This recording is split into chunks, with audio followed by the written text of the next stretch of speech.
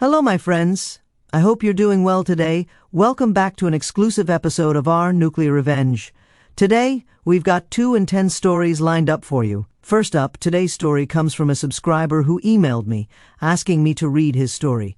This has to be one of the most insane and dark stories I've ever read on this channel. I don't want to give away too much, but the original poster gets revenge on his evil grandmother for tormenting his sister for years.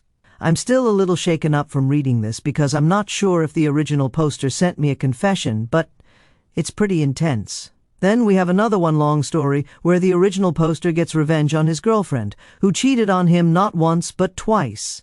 This story has the comment section divided. Many people don't agree with the original poster's actions. With that said, I hope you stay for the story today and hit that subscribe button for future revenge stories. Let's dive in. First story is titled, I secretly plotted revenge on my cruel grandmother for tormenting my sister. I'm the only child of my father, but sadly this wasn't always the case. My dad is a sad, spineless man who's dominated by my callous mother. When I was about 2 years old, my dad went on a trip to visit my grandmother in his home country and stayed with her for a year.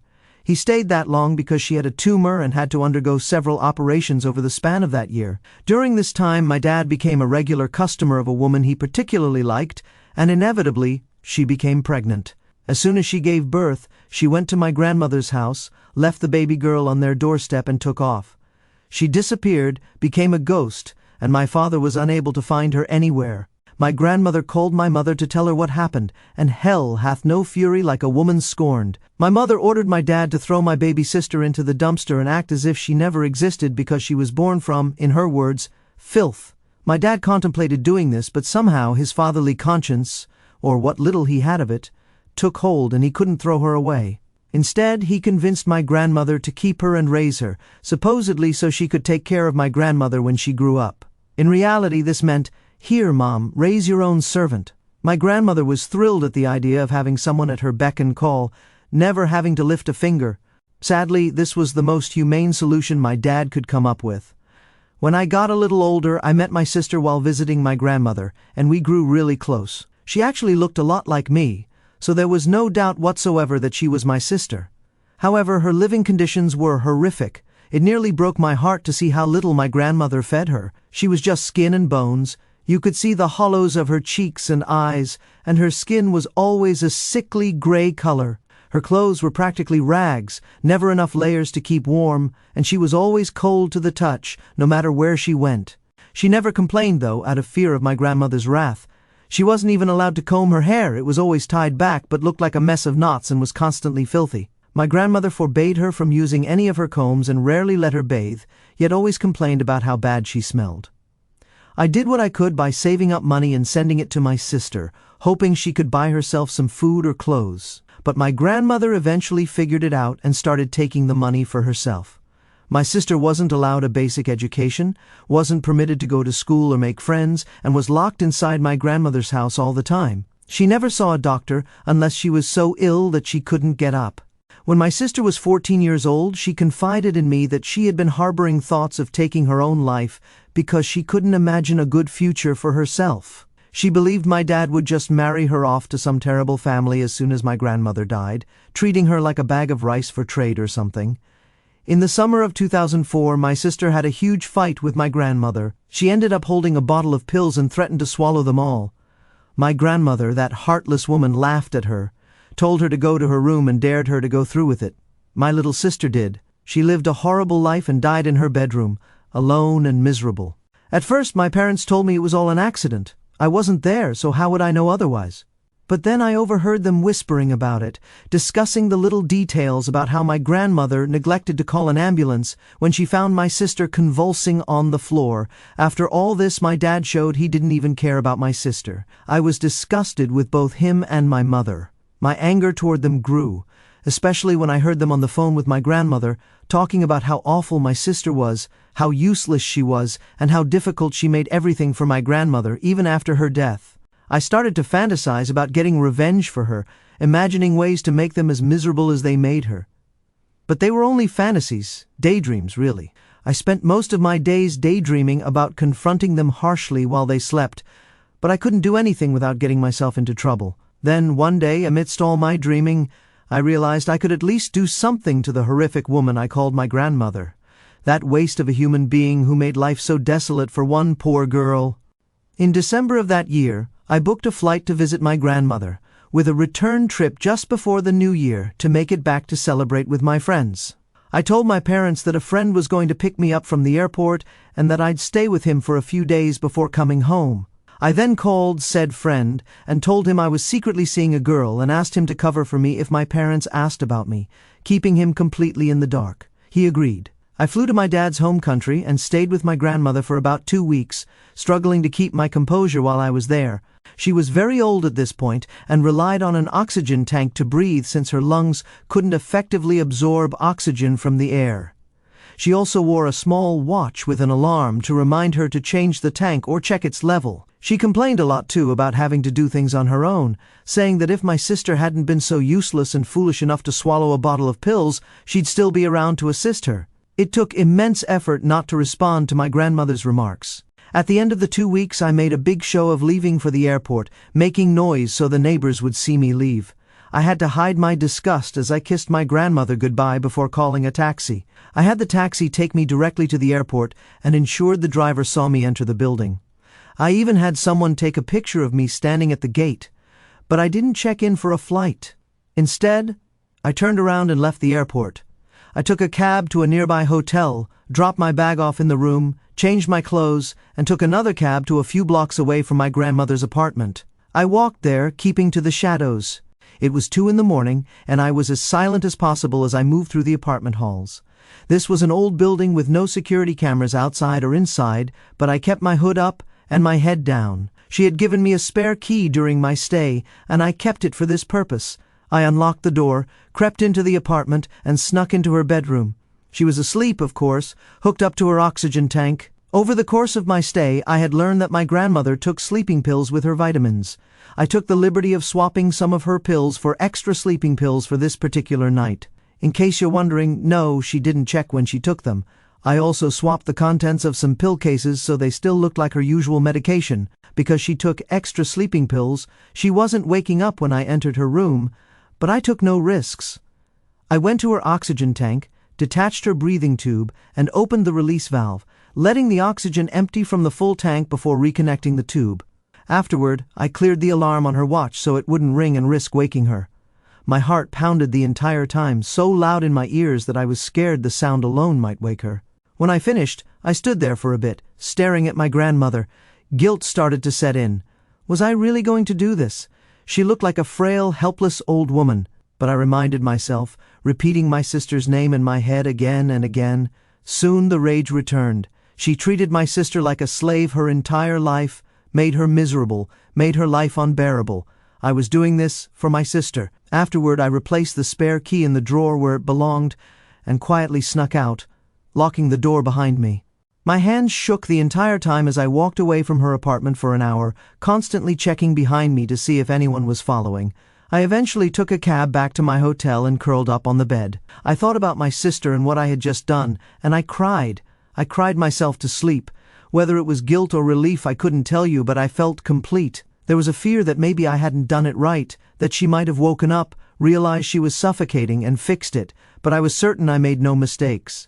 The next morning, I bought breakfast and caught a flight home. I took the bus to my friend's place from the airport, told him the girl I was seeing had dumped me, and ended up spending New Year's with him. A few days later, my dad called and told me my grandmother had passed in her sleep. A neighbor had noticed they hadn't seen her in a while and reported a nasty smell coming from her apartment. They checked on her, only to find a simple old woman in her bed rotting away. I acted surprised and left my friend's place to go straight home to my parents. For a while, I acted sad that my grandmother had passed, especially since I had just seen her and she seemed to be doing well. But considering her age, no one was shocked at her passing. I cannot explain the relief I felt knowing my task was complete, that I had avenged my sister. Even better, no one suspected anything. They all knew her oxygen tank had run out and that her watch was still working. Maybe she passed before the oxygen ran out, maybe it ran out and she slept through it. Who knows? But they were all thankful she seemingly passed peacefully. Now, every year my father holds a big ceremony to remember my grandmother. They host a large dinner for family and friends with prayers, hoping they reach her while they mourn. They don't realize I'm actually celebrating inside because that horrible waste of a human is gone. I'm now married with 3 children of my own. How my father let my grandmother treat that poor girl that way, I'll never understand. I distanced myself from my parents over time to the point where we have almost no contact. I wanted to punish them too, but karma caught up with them. They're suffering financially, which is a greater punishment while they're alive. I've never let them near my children either, because of how they treated my sister. Every year I celebrate by buying gifts for my wife and children. My wife has wondered why I celebrate with gifts rather than mourn like everyone else. I just say that my grandmother's passing made me realize how loved ones can disappear overnight, and this is my way of expressing my love. This next story is, fool me once, shame on you, fool me twice, face the consequences. I met Jane after ending a long-term relationship. I never thought I'd want to date again, but Jane and I really clicked, and it was such a nice escape. We hung out as friends before moving on to dating, and within 6 months we had moved in together. I had since gotten over my ex, and Jane and I were doing great, regularly talking about the future. I was fairly socially awkward and only had a few good friends before meeting her, whereas she had a large circle of acquaintances and friends. She introduced me to them, and they later became good friends of mine as well. About a year into our relationship, Jane informed me that she had a one-night stand with someone she'd met at a bar. She begged for forgiveness, saying she was so sorry that she wasn't used to alcohol, all the usual excuses, you know. I didn't want to lose this relationship, and having invested so much time thinking about my future with this girl, I believed her. It wasn't easy, and I ended up in therapy for my anxiety, but we worked through it after many talks, crying, and long nights. I gradually began rebuilding trust after she reassured me regularly that I was the one for her, and that she was still committed to our relationship. I confided in a few close mutual friends, who kept it to themselves. Everything seemed back on track, and I thought we had healed. Another year passed when I noticed that Jane seemed off. She was gone more often, became more protective of her phone, and often in the middle of the night I'd wake up to find her on the computer instead of in bed. Red flags started flying. One weekend she told me she was going to her mother's to help with spring cleaning. I don't really get along with or speak to her mother, who is an incredibly religious woman already upset with Jane for living with me before marriage. She wasn't fond of me, which is why I assumed Jane figured it would be a safe bet that I wouldn't talk to her mom. A few hours after she left, I called her a few times, and it went straight to voicemail. Jane's phone was off. I called her mother, knowing she wouldn't answer me, and left a voicemail asking if Jane had made it to her house safely. I said I was concerned, as it had been a few hours and I hadn't heard from her a few minutes past, and she called me back. She told me she had called Jane and couldn't get an answer, as I knew she wouldn't. She started asking when Jane left, and I told her she left that morning to help with spring cleaning. This was news to her mother. They had never spoken about any spring cleaning. Jane got home later that night and seemed totally nonchalant. Her phone was still off, so she hadn't even gotten the messages from me or her mom yet.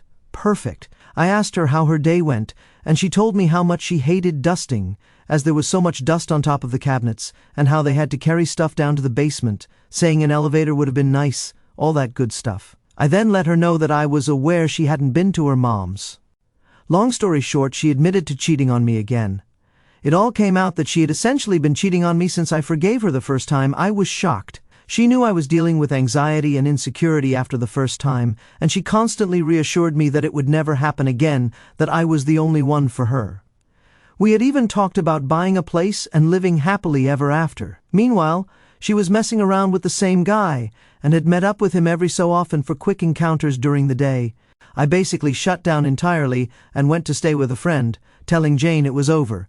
The more I thought about it, the more my sadness turned to anger, and the stupider I felt for giving her a second chance. I had wasted 2 years of my life and made myself vulnerable to someone I fell in love with who I thought loved me, and she made a fool of me. Jane was inconsolable. She was calling me and my friend, who I was staying with, spam texting, and threatening to show up in hopes of fixing it. She was on the verge of a breakdown, claiming she would do anything to get me back. She said it was a problem she was dealing with, that if I gave her a chance, she would talk to a therapist, give me total access to her social accounts, anything to make it right and take our lives back to the past. I had had enough. I knew I'd never get back together with her after this, which is when I saw the opportunity to get back at her. I had a plan for revenge. I told her I wanted to be able to forgive her, but big changes needed to happen for me to do that. She jumped at the opportunity. I told her I needed to be sure she was serious about our future. First, I wanted to look at renting a bigger place somewhere without the bad memories.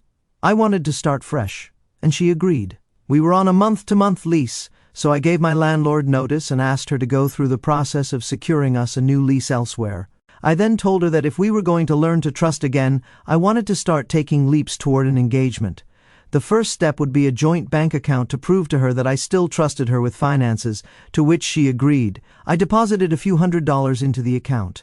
Now that this was set up, I figured I wanted to ruin her social life, but I knew it would take more plotting to do that. I told her I'd come back to our apartment, and we stayed there, waiting out the end of the month. We cried together. She was overwhelmingly affectionate, let me watch her delete her social media pages, and made me breakfast most days. She was so sorry. I wanted to scream at her so badly, but instead I asked for comfort and reassurance, playing the wounded animal. We had plenty of makeup intimacy too, and she was sure to be extra adventurous for my sake. So when I asked if I could take some photos, she was all for it. Shortly before we planned to move into the new place, I told her I had cold feet. I said I didn't think I could do it, that I didn't trust her and we couldn't move in together, and I wanted to end it. She was frantic, pleading with me not to leave again and begging for something she could do to fix it. I played the victim again and told her I believed our social circle put her up to cheating on me. She swore up and down that no one had any idea, but I asked how I could believe her. She had lied to me twice before, and I didn't trust her around them. She said she'd do anything to keep me in her life. I told her we needed a fresh start with the people in our lives too. I wore her down until she agreed to ghost all of them, and she did. But ghosting wasn't enough. I told her I needed the bridge to be burned if she wanted to get back together with me. She'd need to burn all the bridges with her friends. I told her she needed to message each one, tell them she was better off without them, call them fake friends, and then block them all. She cried for a long time after that, but if she wanted me back in her life, she'd get over it. I had a bunch of messages from mutual friends asking what the heck was going on, to which I told them it was complicated, and I'd talk soon. A few more days passed, and it was time to move into the new place. We spent the day moving some things in, and Jane was practically giddy, talking about our future plans and how we were going to get married. I told her to pick up anything she needed from her mom's, and I said I was going to get some stuff from my parents' place and we'd meet back at the apartment. That night, as soon as she left, I called my friend, and we packed up everything I brought over and took it back to his place. I then went to the bank and drained our joint account, which had about $400 from me and about $3,700 and some change from her. I then sent an email to Jane's mother, pretending to be an angry ex who had access to my phone, and sent her all the intimate photos I took with Jane. Lastly, I had my friend hit me in the eye twice, swelling it up. Then I blocked Jane and asked 2 of our mutual friends to meet up with me. Just like that, it was over. I told my friends how Jane had become mentally and physically abusive over the past few months after I caught her cheating. I showed them the screenshots of her chats with this guy. I told them I had to keep quiet to keep the peace, that I couldn't believe what she was doing to me, how it was so out of character, how she threw a remote at me, and it swelled up my eye while we were moving. That's when I knew I had to leave, and why I needed to take the money to get to safety. Jane showed up at my friend's house looking for me, and my friend said he would call the cops if she showed up again.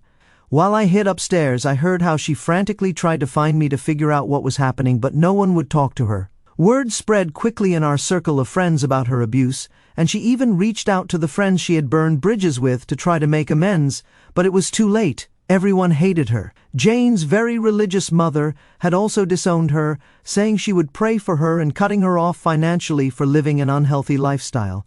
As far as I know, Jane has spiraled into severe depression. She's trapped in a 6-month lease with no money, no friends to rely on, and no one to help her stay afloat, aside from maybe her former fling, who she should probably run to now. I'll be using her money to cover rent on a new apartment for myself, and bought my friend a nice gift for being my accomplice in this. I plan to stay in therapy, both to get over this and to work through my feelings and how low I stoop to get revenge, as I don't want to carry this negativity with me in the future.